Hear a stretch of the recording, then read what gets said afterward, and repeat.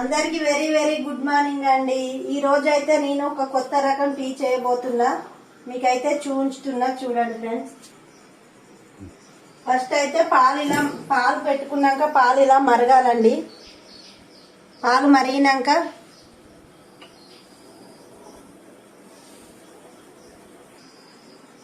First అయితే ఈ ఆకులన్నీ తీసుకోవాలి. జామాకు, సీతాఫలమాకు, తులసాకు ఇవన్నీ శుభ్రంగా కడుక్కోవాలండి. కడుక్కొని మరిగే పాలల్లోనైతే ఈ ఆకులన్నీ వేసుకోవాలి.